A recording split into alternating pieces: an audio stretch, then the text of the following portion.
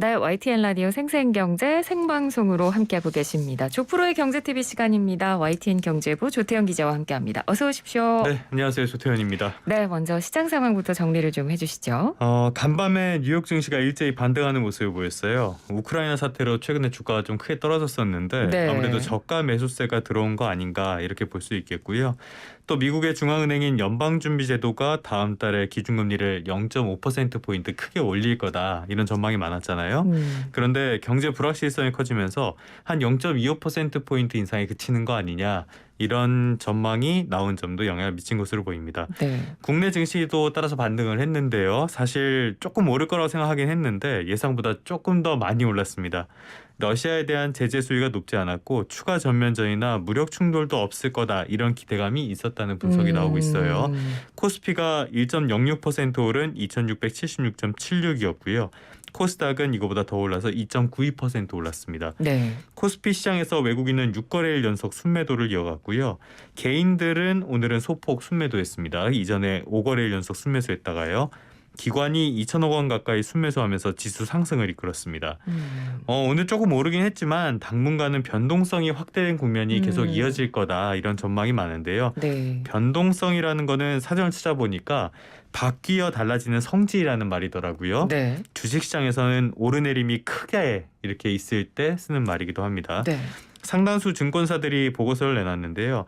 일단 급락에 따른 기술적인 반등이 있긴 하겠지만 불확실성이 해소됐다고 판단하긴 이르다는 평가가 대부분이었고요. 따라서 지금 우크라이나 사태가 얼마나 더 커질지 전면전까지 가게 될지 이런 불확실성이 아직도 네. 큰 상황이고요. 러시아가 이 서방의 제재를 얼마나 버텨낼 수 있을까 이 부분도 불확실하다는 게 평가입니다. 예. 유가나 물가가 어떻게 움직일지도 변수가 될 텐데요. 만약에 이번 사태로 국제 유가가 계속 치솟고 네. 거기에 따라서 물가까지 따라오른다면 각국의 중앙은행들이 금리를 더 올리기가 어려워지겠죠. 그렇죠. 이런 것들도 증시에 영향을 미칠 것으로 보입니다.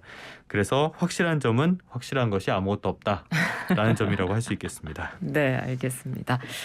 자, 오랜만에 보이는 단어네요. 누리호. 두 번째 발사 일정이 결정이 됐네요. 맞습니다. 지난해 10월에 누리호 발사했던 거 다들 기억하실 거예요. 예. 대한민국 최초의 저궤도 실용위성 발사용 로켓인데요. 1차 발사 때는 보니까 비행과 고도 도달에 성공했고 위성 모사체를 분리하는 데까지 성공을 했는데 이 위성 모사체가 궤도에 안착하는 데 실패했습니다.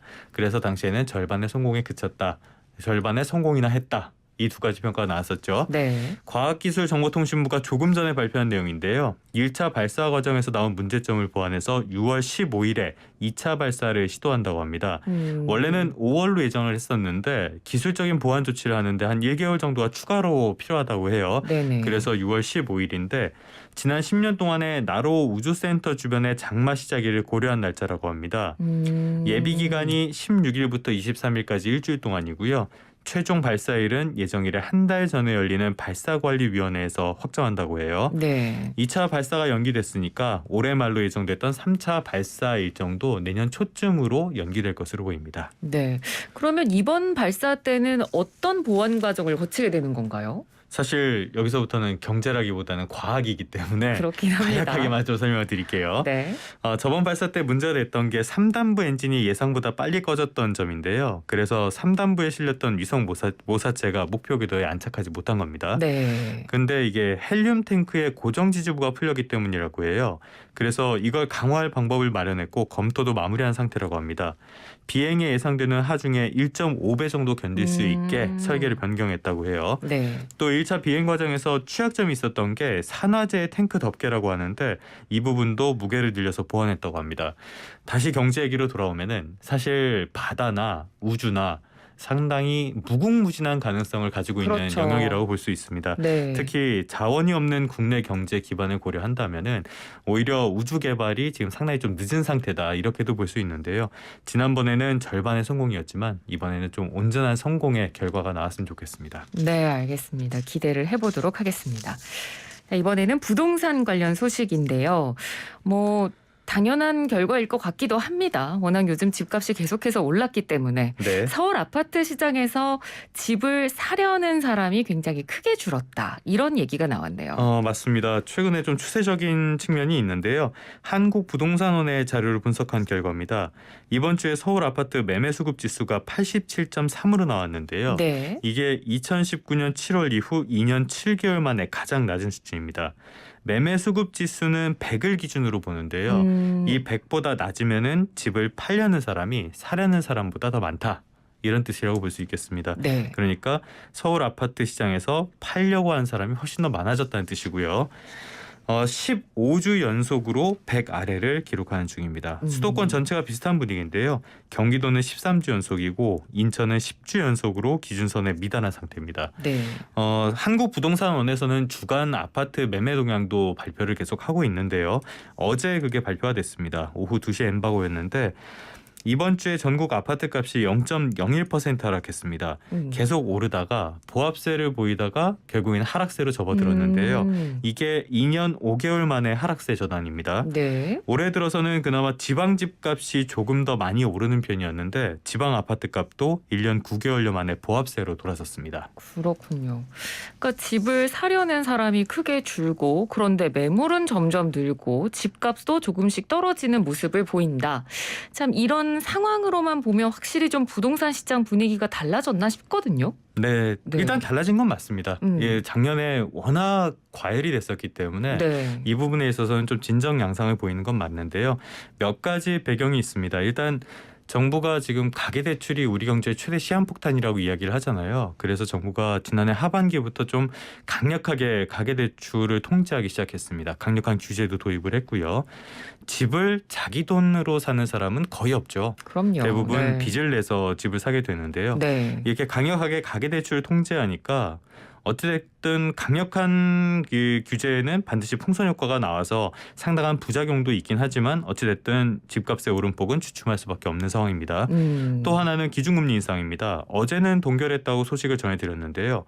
현재 기준금리는 연 1.25%까지 올랐습니다. 네. 최저점이 0.5%였으니까 세 차례 올린 거고요. 이렇게 기준금리가 올랐으니까 당연히 시장금리가 오르겠죠. 네. 그거는 대출금리가 오른다는 뜻이니까 자연스럽게 집값에 영향을 줄 수밖에 없습니다. 대선이 10여일 앞으로 다가오니까 정책 변화의 가능성이 굉장히 큰 그렇죠. 상황이잖아요. 네. 그렇기 때문에 집을 서둘러 거래하려는 수요가 줄어든 것도 이런 데에 영향을 좀 미친 것으로 보입니다. 네. 저도 이런 분위기를 보면서 항상 이제 뭐 인터뷰나 이런 데서 부동산 시장 전문가분들 전화 연결되면서 꼭 여쭤보거든요. 그러면 이제 진짜 집값이 잡힌 거냐, 안정세로 접어든 거냐라고 여쭤보면 대부분 아직까지는 안정세라고 아니라고 판단하기는 하시죠. 네. 이르다. 상황을 좀 더 지켜봐야 된다라는 평가를 내리기는 네네. 하는데 정부는 굉장히 어쨌든 긍정적으로 이 상황을 평가하고 있는 것 같아요. 자, 지금 좀 전에 말씀하셨던 걸 보면요. 그 민간 쪽에선 대부분 아직은 조금 더 상승 여력이 있다고 보고요. 예. 공공 쪽에서는 하락세에 접어들었다. 해서 의견이 약간은 나뉘고 있습니다. 네네. 일단은 정부는 대단히 환영하는 모습입니다. 지난해 굉장히 이걸로 곤욕을 많이 겪었기 때문에 더 그런 네. 것 같은데요. 그제 부동산 시장 점검 관계장관 회의가 열렸는데 홍남기 부총리께서 최근에 다양한 지표를 봤을 때 주택 시장이 이제는 변곡점을 지났다. 추세적인 하향 안정 국면에 진입했다는 인식이 광범위하게 확산하고 있다. 이렇게 평가를 했습니다. 그러면서 강남 4구 16개 단지에서 아파트 평균 하락 금액이 3억 4천만 원 이렇게 하락했다라고 설명을 하기도 했는데요. 자, 여기 대해서 좀 짚어볼 필요가 있겠습니다. 먼저 3억 4천만 원 말씀을 하셨는데 이거는 값이 내렸다고 신고한 아파트의 평균입니다. 네. 전체 아파트라는 얘기가 아니에요. 그 값이 떨어진 아파트의 내린 가격을 강조해서 이야기를 한 건데 이거는 그러니까 혼돈될 가능성이 크죠. 전체 아파트가 이렇게 내렸다는 것처럼. 네. 나쁘게 말하자면 통계 조작이라고도 볼 수 있습니다. 네. 오늘 그렇게 비판한 기사들이 좀 많이 나오기도 했고요. 예. 또 하나는 거래 절벽 현상이 있습니다. 지난해 2월에 서울의 아파트 거래 건수가 3,800건이 넘었어요. 올해 2월 지금까지 256건입니다. 10분의 1도 안 돼요. 이런 상황은 한두 건의 급매가 통계를 뒤흔들 수 있는 상황이다. 그럴 수도 있겠네요. 이렇게도 볼 수 있습니다. 그러니까 극심한 거래 절벽 상황이 이어지고 있기 때문에 지금 통계가 약간 왜곡될 수도 있다. 이런 위험성이 있고요. 대선이 끝난 뒤에 잠재됐던 수요가 어떻게 나올지도 미지수라고 볼 수 있습니다. 그래서 지금까지는 시장 상황만으로 속단해서는 안 된다는 평가가 나오는 이유라고 볼 수 있겠습니다. 네. 자, 마지막으로 오늘 조프로의 경제TV 전해주시죠. 이 자화자찬이 나오는 배경은 뭐 충분히 이해가 됩니다. 정부 입장에서는 당연히 정책 성과를 홍보하고 싶을 테고요. 또 문재인 정부는 부동산뿐만이 아니라 다른 경제 정책도 좀 냉정한 평가를 많이 받는 편이거든요. 네. 하지만 지금은 시급한 현안이 적지 않은 시기입니다.